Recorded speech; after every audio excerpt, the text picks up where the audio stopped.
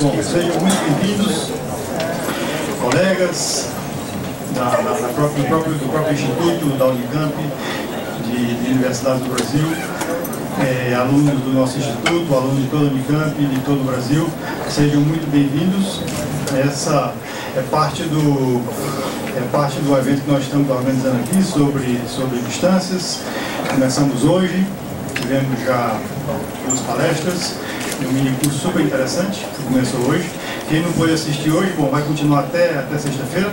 Obrigado, Márcio. A ideia dessa mesa é que seja uma coisa totalmente informal. Eu desconheço como é que se deve tratar isso de maneira formal, e eu acho que vai ficar muito mais agradável se for uma conversa entre as estrelas aqui na mesa e vocês. Na verdade, a ideia é essa. A estrutura da mesa redonda é o seguinte: eu vou apresentar rapidamente cada um dos convidados, para quem não conhece. Cada um vai falar um pouquinho sobre o tema da mesa, que é matemática e interdisciplinaridade, e aí abrimos para perguntas, tá bom? A pergunta pode ser direcionada: eu queria que o professor tal fizesse tal comentário por conta do que ele falou, ou pode ser uma pergunta genérica. Essa é a ideia, tá bom? Professor Maculan, me ajuda aí, o senhor como sou e o professor Bevilac e os demais. Se eu cometer alguma gafe aqui da formalidade, você me ajuda. Qual foi a minha decisão? Eu vou chamar por ordem alfabética de sobrenome. Então, eu defini a ordem, tá bom? Como junto com o Marcelo Filho, eu sou um dos organizadores, então está definida a ordem pelos organizadores. Ok? Antes eu vou falar um pouquinho, há um mês atrás, 2 meses atrás, nós já tivemos 2 palestras relacionadas ao tema da mesa. A primeira foi do professor Yun Ji-Win, da Universidade Federal do Paraná. Ele foi o Yuan, né? Yuan, obrigado pela correção. Ele foi me corrija se eu estiver errado. Ele foi o criador do primeiro curso de graduação em matemática industrial do país. Tem muita experiência sobre isso. Ele deu para a gente uma palestra sobre o assunto. E há uns 15 dias atrás, o Yuan é matemático, né? E há 15 dias atrás tivemos uma palestra do professor Luiz Davidovich, físico da UFRJ, um cientista super competente e muito interessado nas questões gerais da nossa universidade. Então, a ideia dessa mesa redonda é dar continuidade a essa discussão, e porque a mesa se insere perfeitamente no objetivo desse workshop. Quem já está participando já deu para perceber que a ideia do workshop é fazer uma integração entre várias áreas do conhecimento, tendo a matemática como um elo. A matemática é a nossa ferramenta, é o que nós sabemos fazer aqui. E aí eu vou falar um pouquinho sobre o meu ponto de vista. Eu acho que, baseado nas palestras que já foram dadas, existe uma pressão internacional para que os pesquisadores se integrem mais. A mesa vai falar sobre isso da mais detalhe. Essa é a minha impressão sobre, como eu considero um jovem ainda, né? E eu sinto essa necessidade de experiências internacionais. Eu acho que nós já demos um passo fundamental, que foi o estabelecimento das áreas básicas de pesquisa. O segundo passo agora é fazer a integração. E, para quem desconhece um pouco essa ideia, isso é muito difícil. É um super desafio. E isso é necessário porque, eu costumo dizer, porque os problemas reais, complexos do século XXI não respeitam fronteiras. Se não respeita a fronteira, vai ter que juntar os pesquisadores com formações distintas. E isso é muito difícil. Eu acho que é tão difícil que é necessário a gente mudar um pouco até a maneira como nós estamos formando os nossos alunos de graduação. O Davidovich falou um pouquinho sobre isso, né? Muito bem, dado esse início sobre a ideia, eu espero que vocês tenham sentido a informalidade e que participem ativamente também. Eu tenho um enorme prazer, eu não disse ainda, que eu estou extremamente feliz porque conseguimos trazer aqui para o Instituto uma coleção de pesquisadores internacionais de altíssimo nível e uma coleção de cientistas brasileiros. Vocês estão fazendo uma mistura, eu acho que muito bonita e de altíssimo nível. Eu estou realmente muito feliz. O professor Marcelo é o idealizador desse evento, só que ele me entregou uma peça. A segunda vez não vai ser assim não, Marcelo. Ele se aproveitou do seguinte: aqui nós estamos como professor visitante o Michel Dizat, um grande matemático, um francês russo. Está naquele programa do CNPq, passou 2 meses, né?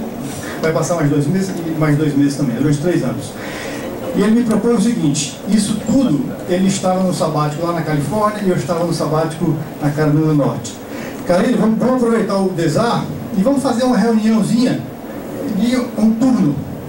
Você chama seu amigo Leoliberto, o Antônio, o Marculã, e aí a gente faz uma reuniãozinha. E usando o sotaque cearense, digo: homem, rapaz, esse negócio não vai dar certo, né? E eu caí. E uma vez que eu caí, eu me animo fácil. Eu fiquei super entusiasmado e virou o que vocês estão vendo. Tá? Não vai ser assim, da próxima vez ele vai ter que trabalhar também.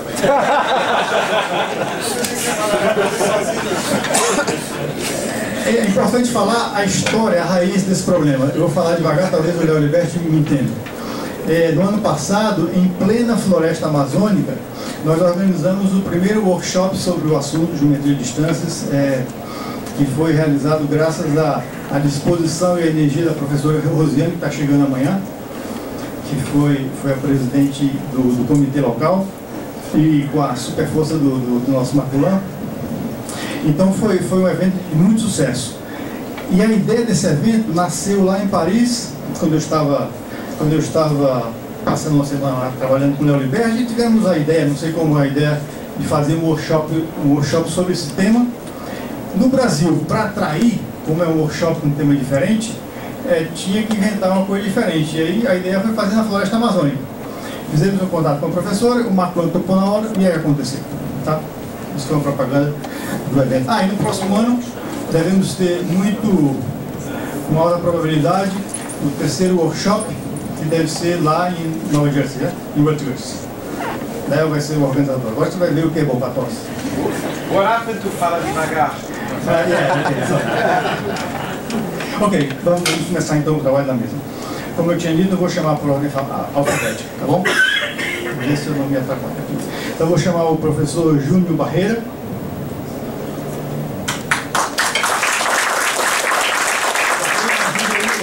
Essa história aqui incidentalmente. Tá bom. É aquela história, quem chegou primeiro, aí escolhe.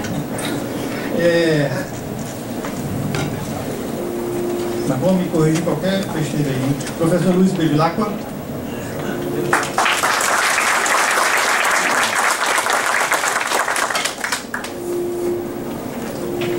Professor José Alberto Cubinato.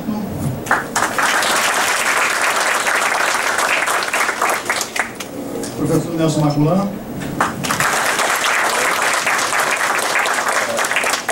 Professor José Mário Martins. Professor Martin Thiel.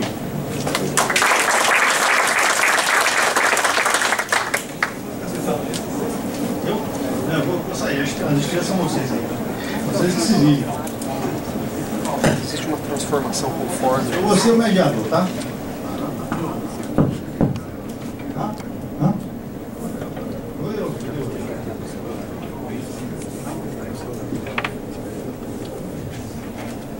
Vamos lá, então, como eu falei, eu vou falar rapidinho aqui para vocês sentirem, para quem não conhece, principalmente os alunos, a grandeza dessa mesa. Que eu tenho um enorme prazer, é um orgulho poder juntar essas pessoas aqui no nosso instituto, tá bom? Então, seguindo a nossa ordem, falar um pouquinho do Júnior Barreira. Só para anunciar para quem não conhece, tá? Bom, engenheiro elétrico pela Poli da USP em 83, mestre de computação no INPE em 87, PhD pela École de Mines de Paris em 92 e professor titular do DCC em USP desde 2004. Diretor do BioInfo USP por 2 mandatos, fundador do doutorado em Bioinformática da USP, liderou a equipe vencedora do Canada 2004 da Duke University, vice e depois presidente da AB3C, ele pode depois dar todas as explicações, em 2 mandatos consecutivos, assessor para análise de dados de microarray do NHGRI, branch de câncer do NIH, assessor da Hitachi Japão para visão computacional e liderou com o professor Lotufo a construção de software de morfologia matemática para o sistema Coros, que foi líder mundial nos anos 90. Seus resultados acadêmicos incluem teoria, neurociência, desenvolvimento de sistemas baseados na teoria criada e aplicações práticas em diversas áreas. Suas principais contribuições em fundamentos são em álgebra de reticulado e aprendizado de máquina. Área de aplicação, já trabalhou com sensoriamento remoto, microscopia, visão computacional, análise de expressão gênica, análise de esportes coletivos, identificação de vias de sinalização e controle de ciclo celular. Pesquisador principal do projeto CETIX-FAPESP do Instituto Butantan, coordenado pelo professor Hugo Armelin, e pesquisador 1B do CNPq. Possui bolsa de produtividade ininterrupta desde 92. Muito bem. Bem-vindo, professor Júnior.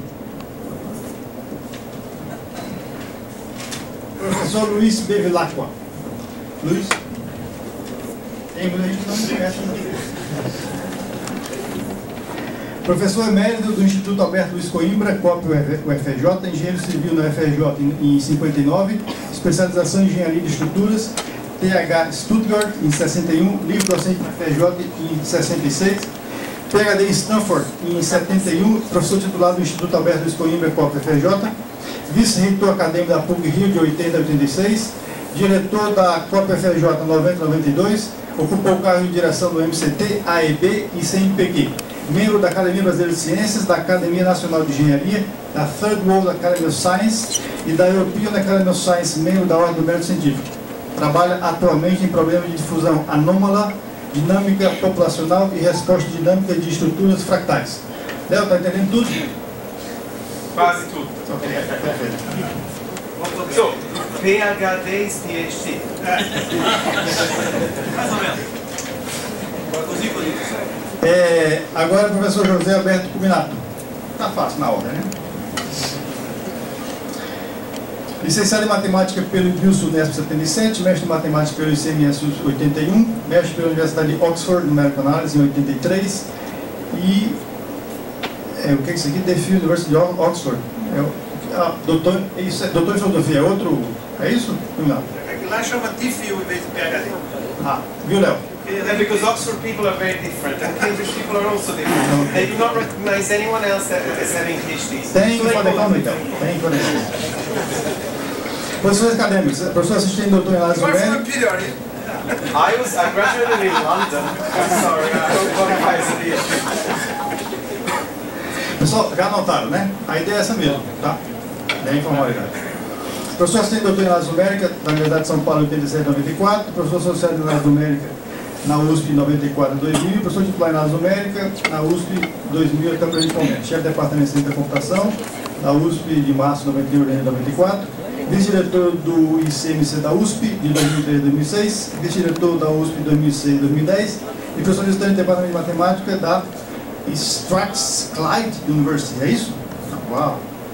Glasgow. Pertence a várias sociedades, SBMAX, SAEMA, AMS, SPM e assim por diante, consultorias em Embraer, Petrobras Furnas e é isso.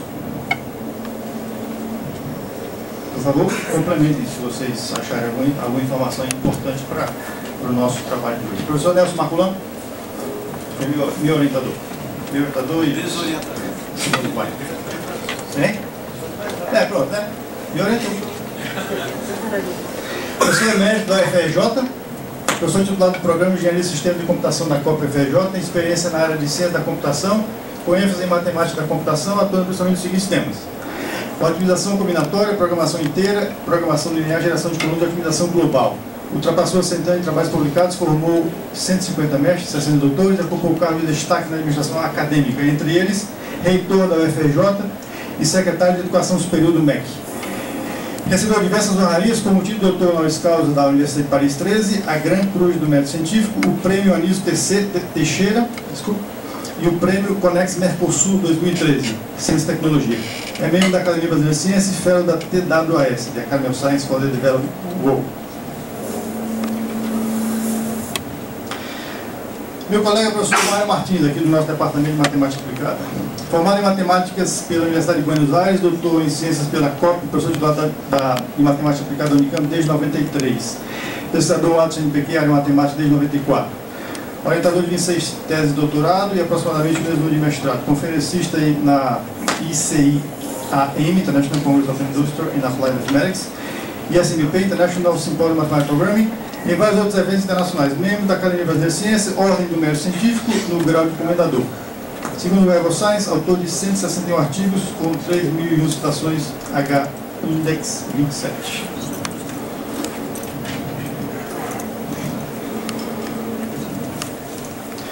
Professor Martin Tigel formou-se em Física na PUC do Rio e se doutorou em Matemática em Stanford em 78. De volta ao Brasil, trabalhou na Universidade Federal da Bahia, entrando em contato com o professor Peter Rubel para se especializar em Geofísica Matemática. Sua colaboração com o Rubel e foi conduzido e se transformou em liderança internacional na área, na qual publicou dezenas de artigos, um livro clássico e orientou várias teses de doutorado. É professor da Unicamp desde 81 e titular desde 95. É pesquisador como CNPq na área de Ciência da Terra. Obteve 2 vezes o prêmio Zeferino Weiss, para quem não sabe, é o prêmio mais importante aqui da Unicamp. E prêmio Schubert. Depois você explica o que é isso aí, tá bom? Pessoal, já deu para sentir então que nós temos uma super mesa e agora cada um vai falar um pouquinho sobre o tema, 10 a 15 minutos, quem quiser falar um pouquinho eu deixo, tá? E depois abrimos para perguntas, ok? Eu sou o mediador, eu que mando aqui. Pode falar, Léo. You have to give the microphone to the first. I know. Vamos seguir a ordem, né?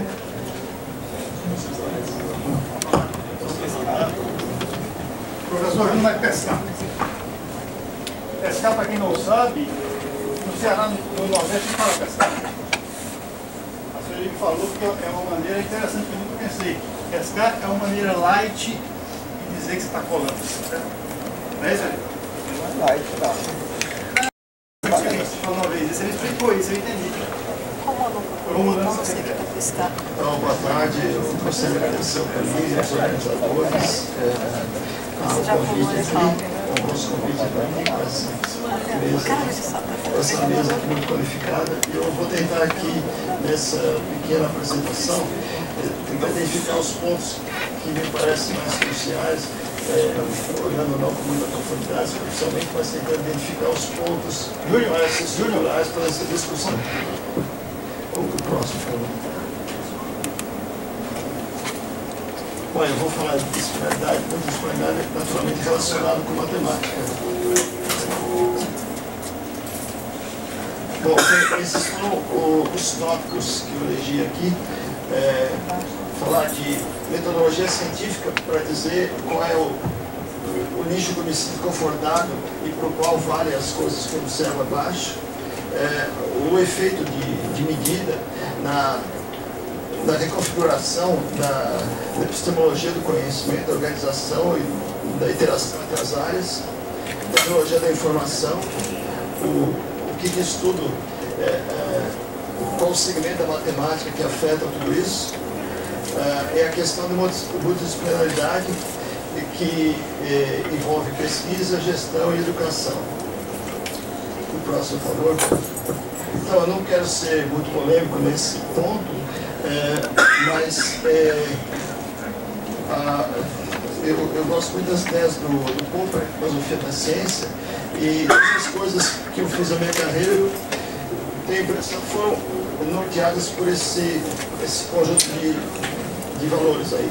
A noção de experimento, medida sobre experimento, corroboração, o forçamento do experimento. Tem muita gente que fala hoje em dia de fazer medida, análise de dados sobre fenômenos humanos, psicológicos. Bom, eu não vou dizer que sim nem que não, mas eu estou confortável por hora com essas regras. Próximo, por favor.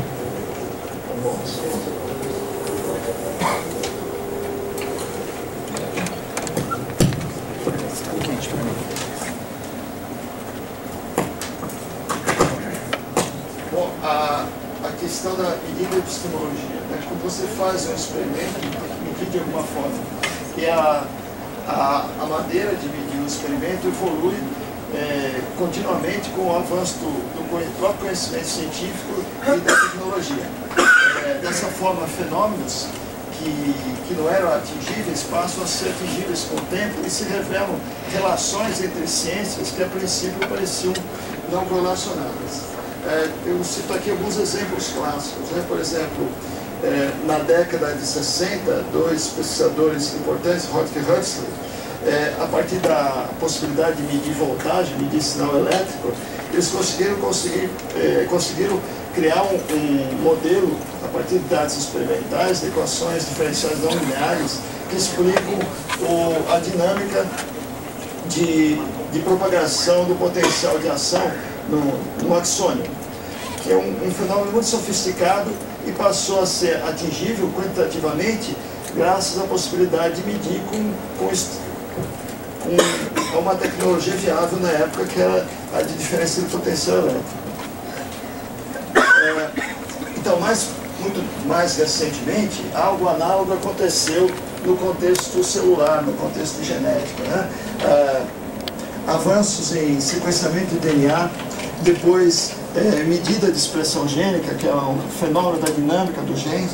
O primeiro é a localização do gene no cromossomo, e o segundo se refere à dinâmica, de como a dinâmica que os genes têm e como eles interagem. E foi possível, ao longo do tempo, construir instrumentos que medem essas coisas. Isso foi um esforço centenário, com uma lista de pesquisadores envolvidos em avanços de tecnologia também, como Darwin, Mendel, Watson, Crick e outros tantos aí. E isso implicou em compreensões em possibilidades de compreensão do ponto de vista analítico, matemático, simulável no computador, por exemplo, de fenômenos de controle celular, que relaciona controle celular com engenharia de controle, assim como os estudos de neurociências foram relacionados com engenharia elétrica. Existem tantos outros instrumentos de medida, né? Por exemplo, os satélites, que nós já estamos acostumados há algum tempo, que levam a bordo sensores remotos, que têm espectros diferentes e que permitem sondar a Terra, os oceanos e o espaço de múltiplas formas, e promovem uma integração de múltiplas áreas, como agricultura, urbanismo, mineração e outras tantas. Então, esses foram os aspectos da influência da evolução da medida na epistemologia, quer dizer, na interação entre as áreas, na conexão entre as áreas. Você amplia a capacidade de medir e você introduz métodos quantitativos em áreas que a princípio não eram tangíveis. Bom, o outro elemento que aparece aí é a tecnologia da informação, né, que está extremamente desenvolvida e ela abrange todos os aspectos aí importantes para se dominar os dados, né, se manipular os dados e se acessar a informação dos dados. Ou seja, o armazenamento, o processamento e a transmissão de dados. E são ingredientes fundamentais para a era do que o pessoal chama aí de Big Data ou de Data Mining, de extração de informação de volumes importantes de dados, grandes volumes de dados. Bom, esses três elementos que eu citei, eles constroem um ambiente para o qual a matemática pode ajudar. Porque você tem medidas, tem dados, tem experimentos que dão informações sobre os fenômenos estudados. Então você passa a ter a possibilidade de fazer modelo. E fazer modelo de uma forma que eu chamo integrada, né? Que você constrói um modelo de forma clássica, usando as informações a priori, os experimentos qualitativos e quantitativos, e agrega isso a todo o manancial de dado experimental. Aí você, quer dizer, uma parte, a estrutura do modelo, ela vem da forma clássica, mas aí tem a possibilidade de agregar informação adicional pelo dado. Você junta tudo de informação possível e constrói um modelo integrando essas coisas. Para isso existem áreas de pesquisa em matemática. Eu chamei toda essa área aqui, essa grande área de aprendizagem de máquina, mas não fiquem chateados com o nome. É só um nome que eu escolhi que alguns usam assim. Eu vou dizer o que eu me refiro com essa categoria, né? Por exemplo, projeto de operadores, ou que incluem classificadores, transformações de imagens e sinais. Quando eu me refiro a projeto, significa esse modelo integrado, tá? Você tem alguma estrutura algébrica que define uma classe de classificadores, tem informações estatísticas aí que foram amostradas na natureza de alguma forma, e você tem uma medida que serve para comparar a similaridade do que a transformação, o classificador está prevendo em relação aos dados. Aí você recai num problema de otimização que pode ser discreto ou contínuo, e aí tem abordagens para levar ao problema. E o resultado dessa otimização passa a ser o modelo integrado da informação a priori com os dados. Bom, os objetos não precisam ser simplesmente operadores, eles podem ser outros elementos mais sofisticados, por exemplo, sistemas dinâmicos. Aí, obviamente, o processo desconhecido em geral, mas que gera os dados que vêm da natureza, são um processo estocásticos, né? Tem informação dinâmica e estocástica, e aí a otimização tem uma medida mais sofisticada para medir similaridade de dado dinâmico com um sistema dinâmico, um modelo de sistema dinâmico que também pertence a alguma família, que tem alguma representação algébrica. Outra classe de problema são as interpolações, por exemplo, as regressões. Todos esses 4 elementos que eu citei, eles caem na mesma estrutura de problema. Você tem uma família de objetos, de um desses objetos, tem alguma representação algébrica para eles, tem uma fonte de dado correspondente à natureza daqueles objetos, do qual você conhece realizações, tem alguma medida para comparar esses dados com a hipótese, aí, com o candidato a objeto ótimo aí no contexto, e tem algoritmos de otimização que trabalham para dar a melhor resposta possível em relação ao modelo e os dados disponíveis. Ainda tem uma outra classe de problemas que é uma integração de 2 desses, né, chamados problemas de decisão, que em geral envolve uma sequência. O desenho de alguns diferentes sistemas dinâmicos e depois o projeto do classificador. Isso aparece em aplicações, por exemplo, do mercado financeiro, ou até em coisas tipo um jogo de futebol, um jogo de basquete, que um jogador vai tomar uma decisão em relação a qual atitude ele tem que fazer em relação ao que está acontecendo em volta dele. Então ele tem que prever o que vai acontecer e depois tomar uma decisão. Quer dizer, ele precisa de algum preditor lá, que é um sistema dinâmico que vai prever o futuro, e baseado na predição do futuro, tem alguns cenários, ele toma alguma decisão em relação ao cenário que parece mais provável. O próximo, por favor. Bom, essa família de problemas remete a praticamente todas as áreas que eu conheço de matemática. E tem problemas abertos, múltiplos.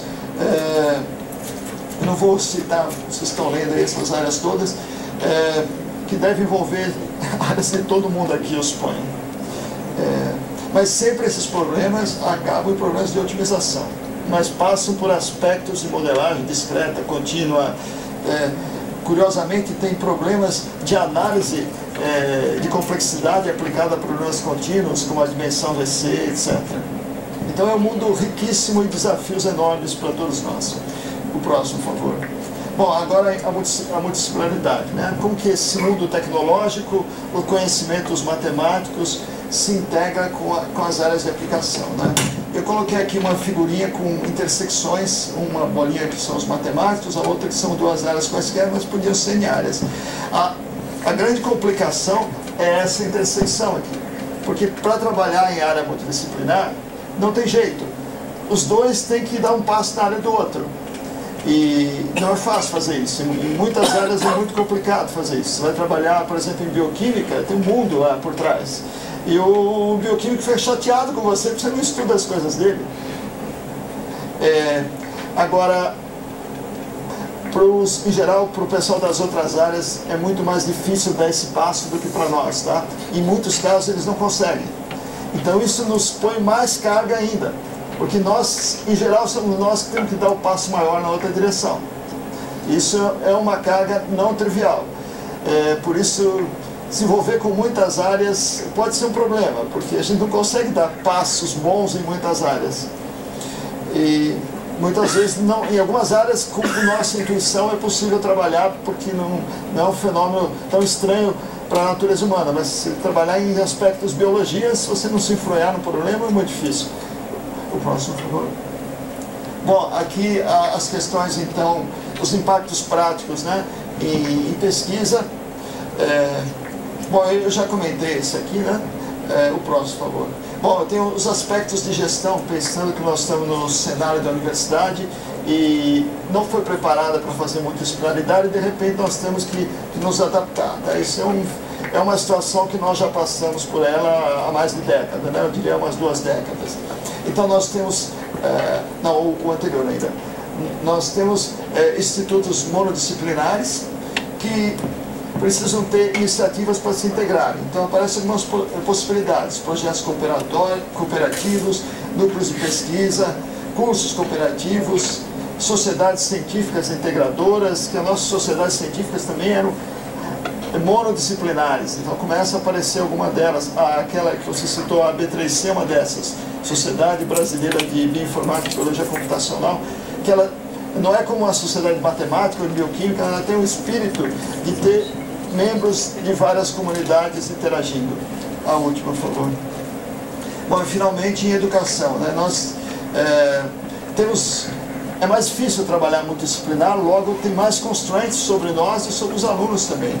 Então requer alunos em geral diferenciados para entender o seu pedaço e ter vontade e ter capacidade de entender o outro pedaço.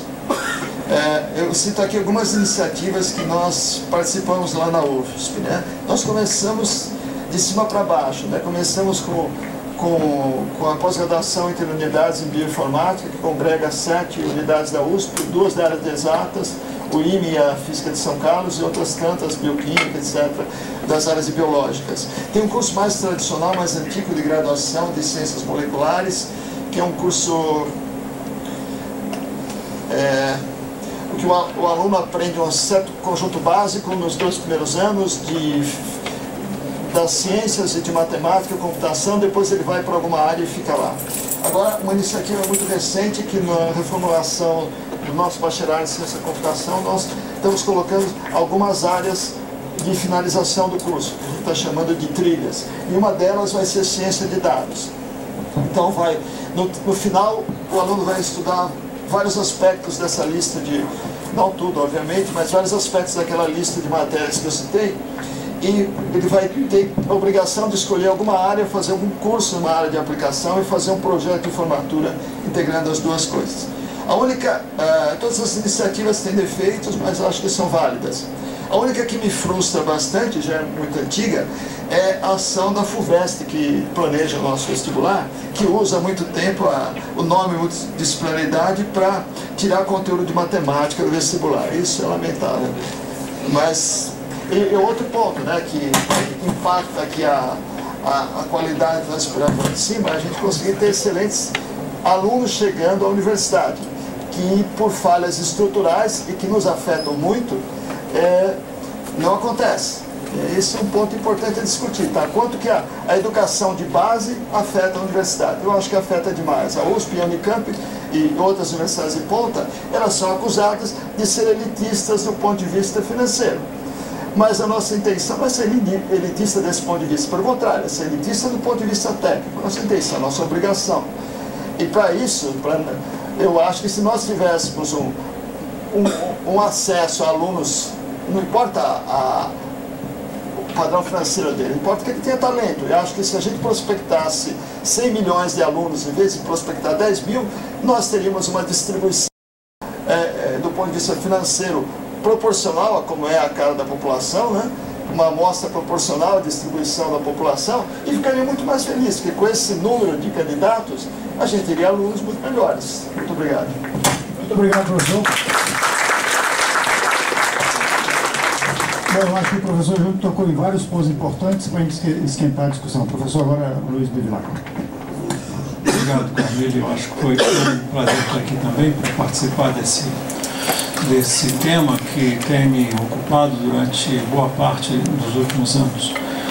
Bom, já foi falado, né, aqui essa questão da interdisciplinaridade, dessa convergência, né, de vários temas. Eu acho que isso é extremamente importante. Eu só vou complementar um bocadinho, porque senão fica se repetindo, né? Em primeiro lugar, o tempo em que nós estamos vivendo hoje. Eu acho que isso a gente não pode deixar de considerar quando se procuram novos caminhos da universidade, novos caminhos para o desenvolvimento científico, tecnológico e a educação. E os tempos que nós estamos vivendo são tempos onde o conhecimento avança muito rapidamente. Isso não pode ser esquecido. E a minha imagem, a minha metáfora é que nós vivemos numa onda de choque cultural. De fato, não é mais a era do conhecimento, é a era do choque cultural. Isso significa que as condições se modificaram demais. Numa onda de choque, que é uma onda marítima, uma onda do mar, né, que é tecnicamente uma onda de choque, né, a gente não nada, a gente surfa. Então, a técnica de se movimentar numa onda de choque é diferente.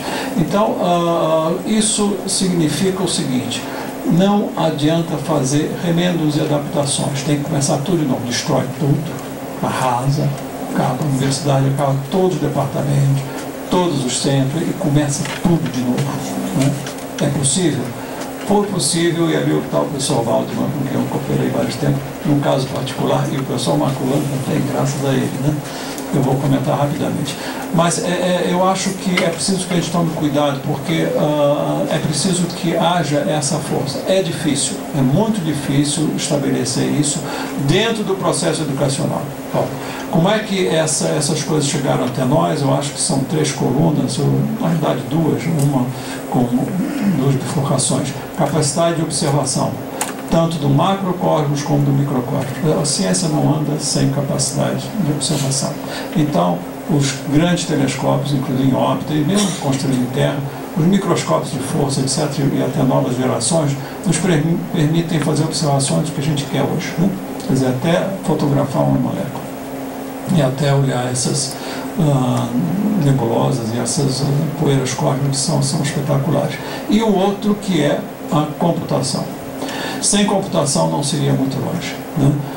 E computação avançou também numa velocidade extraordinária, pelo menos na UFRJ nós vimos, né, Nelson, o começo disso nos anos 70, né, era o IBM 1130, com quantos carros? 132 carros, 70. Pois é, 14, exatamente. E hoje, e naquela época diz, bom, daqui a uns 15 anos vai se esgotar a capacidade computacional, porque tem uma série de dificuldades, e não se esgotou nunca. Cada vez a velocidade e a capacidade de armazenamento aumenta. Bom, então esses 3 pontos, né, de observação do macro e do micro e capacidade de computação nos levou a esse mundo que nós vivemos, né?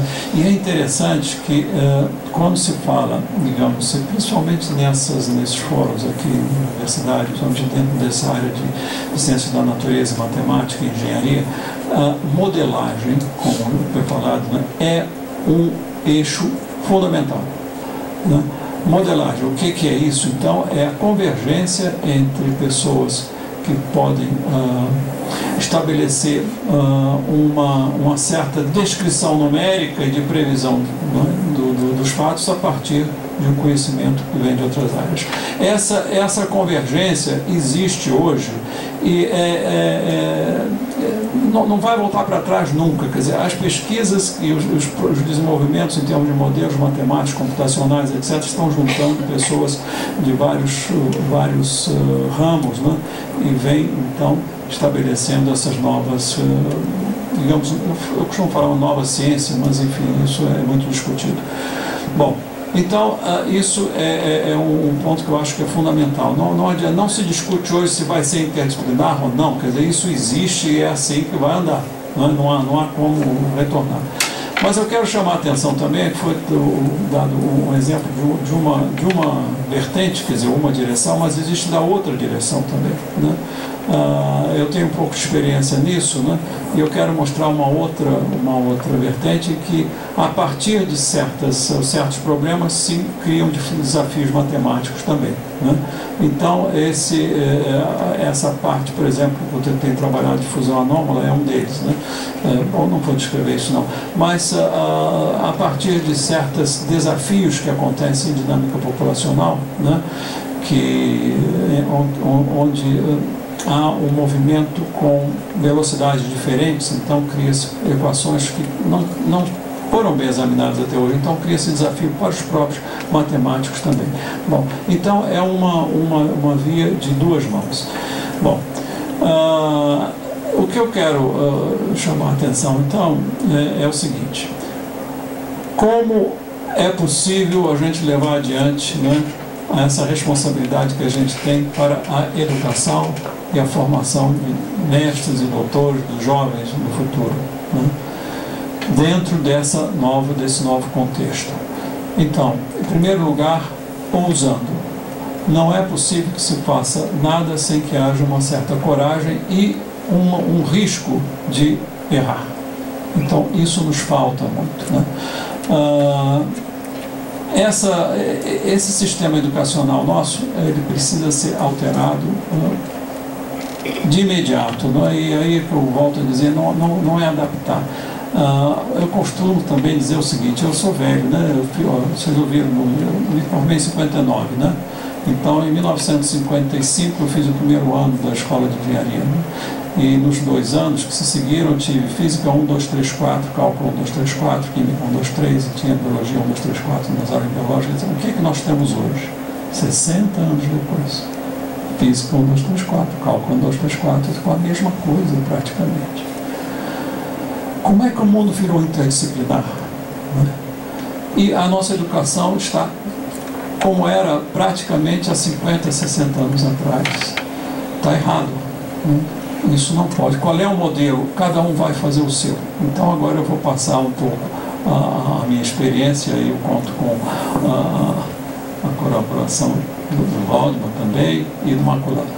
Qual é a minha experiência nesse sentido de enfrentar esses novos problemas? E isso aconteceu porque houve a oportunidade que o professor Maculano nos deu, a partir da sua gestão na Secretaria de Ensino Superior, de começar uma universidade nova aqui em São Paulo, pertinho aqui, né, em Santo André. Né? Começando do zero, começando sem ter nenhum conselho universitário. Eu vou ser bastante franco, eu sou velho também, né? Conselho universitário, conselho disso e conselho daquilo, a gente pode começar a fazer alguma coisa que é adequada ao mundo de hoje. Então, e aí não adianta fazer a descrição completa, porque eu acho que pode passar depois para a discussão, mas a questão é: não há departamentos, existem centros. Não há departamento porque as pessoas se juntam em torno de temas de pesquisa dentro de cada centro. Isso é extremamente importante. Então, ficar com esses grupinhos como existem hoje na maioria das universidades, esse aqui eu sou disso, eu sou daquilo, eu sou daquilo, isso não existe mais. Não existe, isso acabou, né? Se a gente quiser avançar, é preciso que essas coisas sejam mexidas todas, né? Então, não existe isso, existem reunião em termos de grupos de pesquisa. Segundo, os estudantes aprendem porque estudam. A universidade é um lugar onde se deve privilegiar o aprendizado e não o ensino. Ninguém ensina nada a ninguém.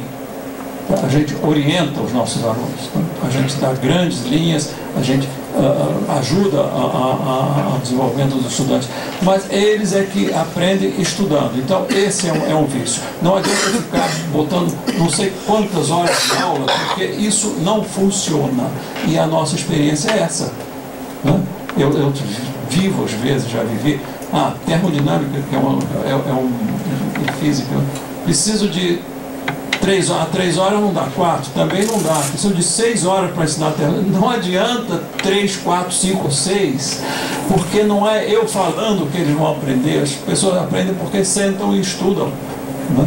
Então, tempo para os estudantes estudarem, mínimo de disciplinas necessárias para formar uma base de conhecimento e dar oportunidade que esses jovens estudantes, mestres, doutores, tomem os seus próprios caminhos.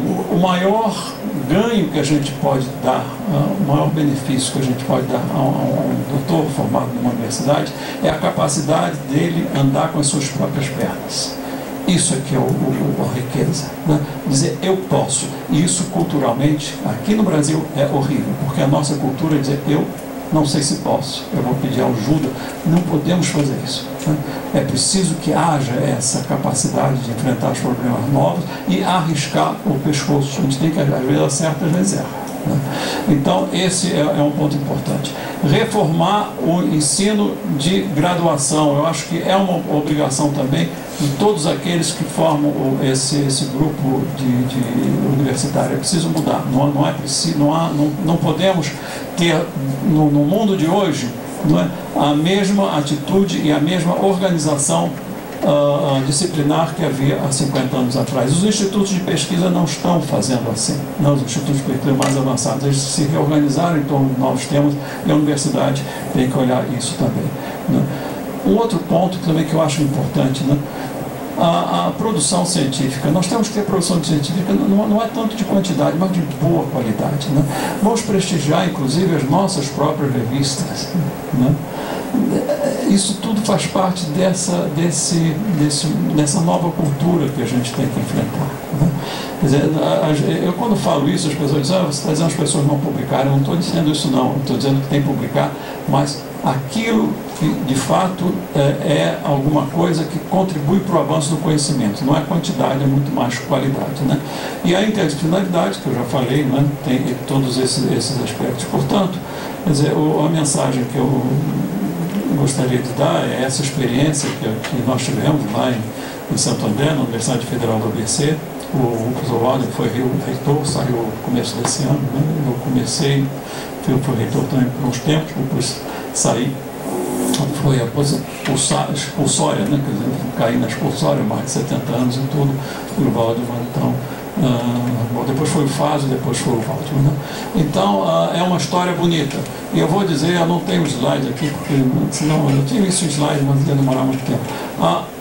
O desempenho do UFABC hoje, né, em termos de publicação, tanto no índice das revistas, o índice das revistas em citações, é a melhor do Brasil.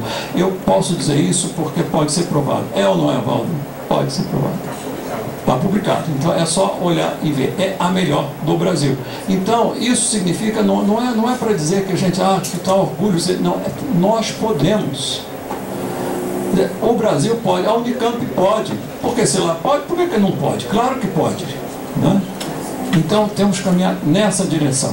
E para terminar, eu insisto muito nessa questão cultural, a gente tem que quebrar esses grilhões, né? Quando eu apresentei o modelo do FABC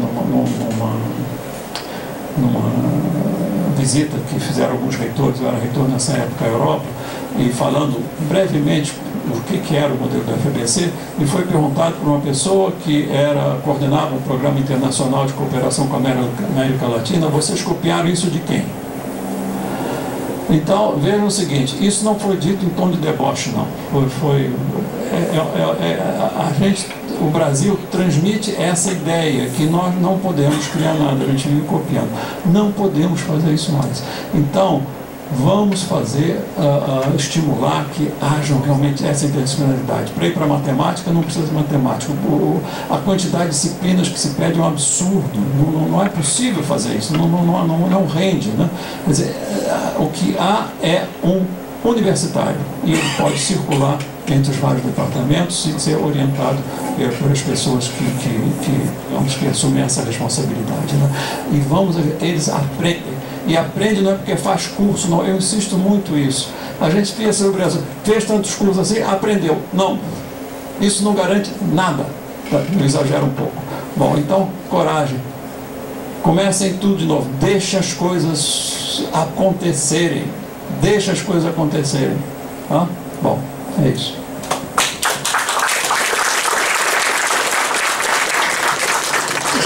que eu vou dizer, né? Fantástico. O professor Luiz agora começou a combinar tudo.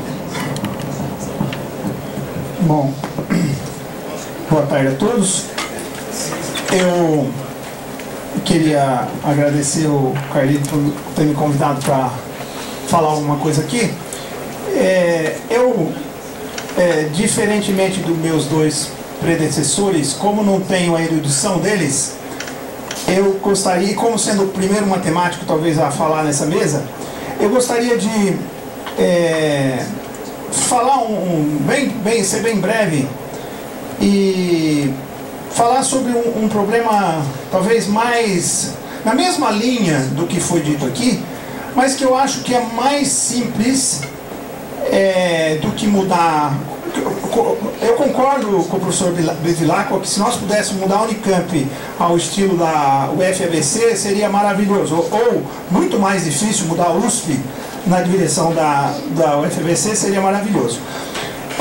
Imagino que isso seja possível se todos concordarem com fazê-lo, mas vai exigir um trabalho bastante grande, sem dúvida. O que eu vejo é o seguinte: na linha da matemática, falando como matemático, eu vejo que a matemática, como uma ciência no mundo, ela se baseia em três pilares que são muito importantes nos três aspectos. E aonde falta um deles, geralmente as coisas não andam bem.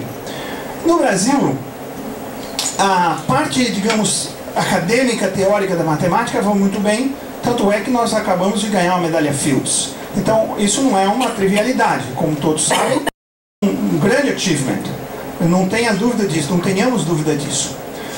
Por outro lado, então essa é uma perna da matemática na minha concepção. Nós temos mais duas outras pernas. A outra perna é o ensino, a reprodução desse ensino, da matemática na escola básica, no colégio, que de certa forma também não temos o mesmo brilho que temos na matemática acadêmica, se assim posso chamá-la, não é? Então alguma coisa precisa ser feita. Existem iniciativas como o Profimate, como a Olimpíada, como várias iniciativas que eu não sei julgar se são eficientes ou não, porque também partilho da opinião de, acho que o Júnior, que a gente não consegue fazer tudo, não é? Eu não posso ser bioquímico, matemático, engenheiro e etc. ao mesmo tempo. A gente tem que ter um rumo, digamos assim. Então não consigo julgar se o Profimate é uma boa solução para o ensino de matemática, mas sem dúvida uma iniciativa. O terceiro e último aspecto que agora sim esse eu gostaria de abordar é a questão de quão útil é a matemática e como a sociedade percebe que a matemática é útil para a sociedade. E esta é a interação da matemática com o setor produtivo. Setor que venho me dedicando depois das últimas vezes que fui diretor do Instituto, e que venho tentando colocar como dos rumos de que eu venho fazendo. Meu celular está tocando aqui porque ele sempre consegue tocar nessas horas, você entende? Não, pelo amor de Deus. Bom, negativo. até perdi aqui um pouco do que eu estava falando. Mas esta ligação da matemática com o setor produtivo, então é um aspecto da matemática que eu acho que nós que militamos, digamos assim, para usar um termo que talvez esteja meio gasto ultimamente, devemos nos preocupar muito, e que eu vejo que nossos programas de pós-graduação principalmente deixam muito a desejar nesses aspectos. Vejam vocês, a força viva de uma mudança são os jovens. Qualquer mudança em qualquer sociedade é operada pelos jovens. No entanto, os nossos programas de pós-graduação, eles treinam nossos estudantes para ser, eu estou dizendo na área de matemática, hein? Para serem acadêmicos. Nós não incentivamos nossos estudantes a ter curiosidade, a não ser dentro da área acadêmica. Mas assim mesmo, é uma coisa assim, eu organizo seminários em São Carlos e aparece uma pessoa para falar de estatística, a maioria dos estudantes não vai. Você pergunta para ele, por que você não foi no seminário? A resposta é, não é minha área de trabalho. Isso era o maior estatístico do mundo, ou um dos maiores estatísticos do mundo, falando sobre probabilidade, que na minha concepção é pura matemática, não é? Não é? Então, essa coisa de... Eu acho que isso é uma coisa que... Eu não sei se São Carlos é peculiar nesse aspecto, mas é uma coisa que parece que se autorreproduz, mesmo que a gente não queira. Não é? Então, eu venho advogando que os nossos programas de pós-graduação precisam se abrir e precisam pensar que... Eu sei que tem muitas coisas burocráticas, por exemplo, me dizem que a CAPES não permite que um aluno se afaste do programa para passar 6 meses numa indústria, por exemplo. Me dizem que isso é uma restrição da CAPES.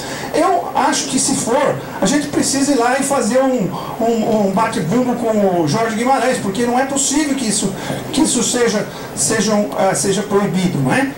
No exterior, essas atividades são... O aluno pode, inclusive, parar o seu programa de doutorado, ir para a indústria, trabalhar num programa que não tem nada a ver com o doutorado dele, voltar e continuar o doutorado, não é? Tá certo? Então, veja... aliás, eu não sei da Unicamp, mas a USP, olha, eu vou fazer para vocês, é uma contradição atrás da outra, porque pegam-se para nós assim, vocês têm que ser interdisciplinares, internacionais e não sei o quê. Na primeira chance que você tem um aluno do exterior e você quer botar ele numa república lá, não tem ninguém que fala inglês, não tem nenhuma possibilidade de entender o currículo dele. Eu estou com um indiano lá agora, eu tenho que correr atrás, alugar a casa para o cara, ser o fiador, botar ele na casa, ajudar ele a comprar os móveis. Entende? Essas são as contradições da nossa... E vejam vocês, não é culpar o governo, não é culpar ninguém, é ali quem faz as regras. Quem faz o regimento da pós-graduação? Não é? Somos nós. Quem faz o regimento da pós-graduação? Então eu vejo assim, olha, eu estou tentando mudar o nosso lar e eu gostaria de ver mudanças, não é? Uma das atividades, eu coordeno um CEPID da FAPESP, não sei se todo mundo sabe o que é CEPID, mas uma das nossas, eu diria, porque o grupo, é ver se a gente consegue tentar, ver se a gente consegue mudar essa visão dos nossos programas de pós-graduação, que é uma visão acadêmica, mesmo aqueles que chamam matemática aplicada, não é? O nosso chama matemática aplicada, o da Unicamp chama matemática aplicada, o da USP chama matemática aplicada, mas no momento que você coloca para o aluno, olha, vamos fazer um programa junto com a empresa XYZ, o nosso programa não permite, o programa da Unicamp não permite, o programa outro não permite. Então como é que nós queremos mudar isso? Porque se a gente não mudar a cabeça dos estudantes, a maneira com que eles consideram ser empregados, porque a maioria dos estudantes, eu imagino que aqui tem muitos, gostaria que os alunos refletissem sobre isso. O que você pensa? Qual é o seu objetivo na sua carreira? Eu garanto para vocês que a maioria de vocês jamais pensaram em trabalhar numa empresa. A maioria pensa, eu gostaria de arrumar um emprego aqui na Unicamp, ou na USP, ou na FUSCar, ou na UFABC, ou numa universidade, não é? Enquanto que, se nós queremos fazer a perna forte da visão da sociedade para com a matemática como uma ferramenta produtiva, nós precisamos ter matemáticos empregados na indústria. Por quê? Sem menosprezar nenhuma das outras profissões, claro, os engenheiros são importantes, os físicos são importantes, os químicos, etc. Mas tem um nicho que só os matemáticos preenchem na indústria. Isso é tão verdade que é assim no exterior. A Alemanha faz isso, a França faz isso, os Estados Unidos faz isso. Todos os países que nós consideramos desenvolvidos quando a gente pensa em comprar iPhone, etc., são aqueles que fazem desta forma. Cada um um faz da sua forma. A França de uma maneira mais como é que diria, mais pública, outros de uma maneira mais separada, como os anglo-saxões.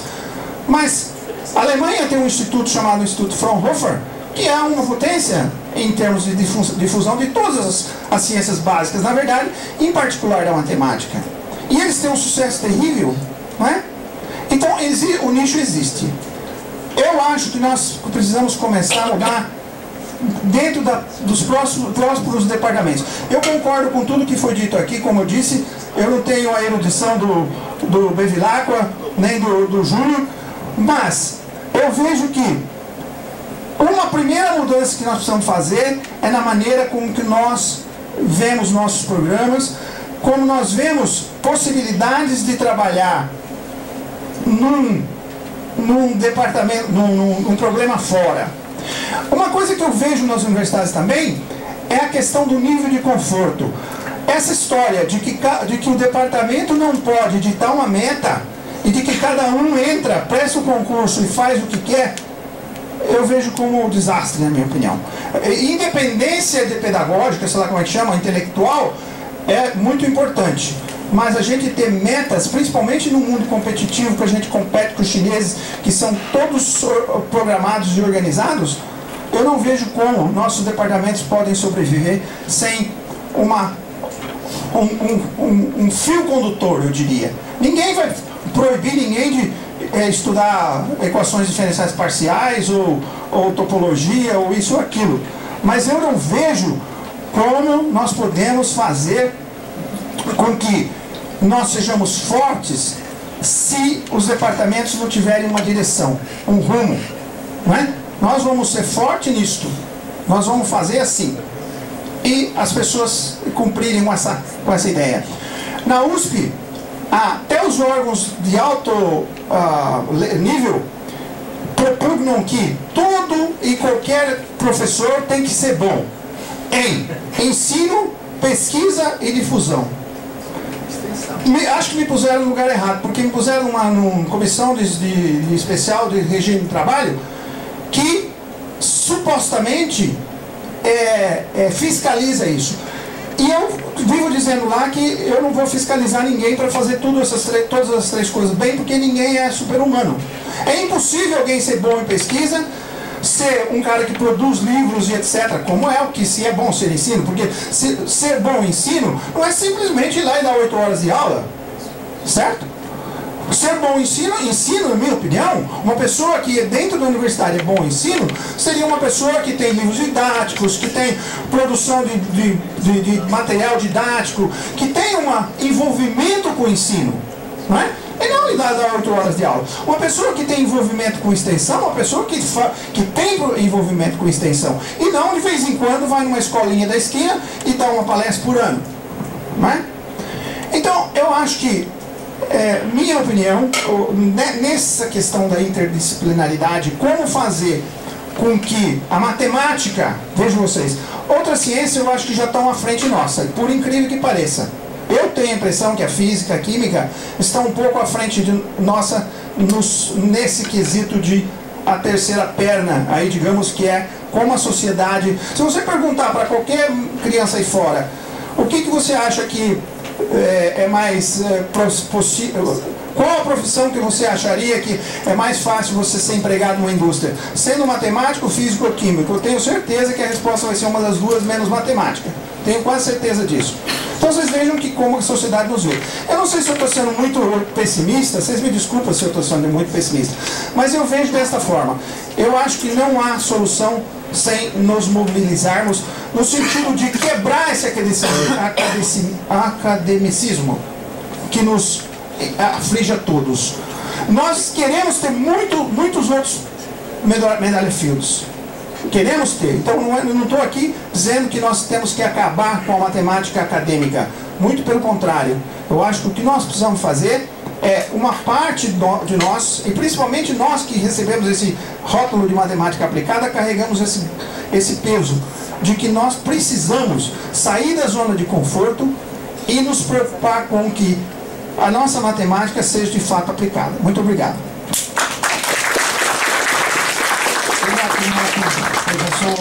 Nelson Maculano.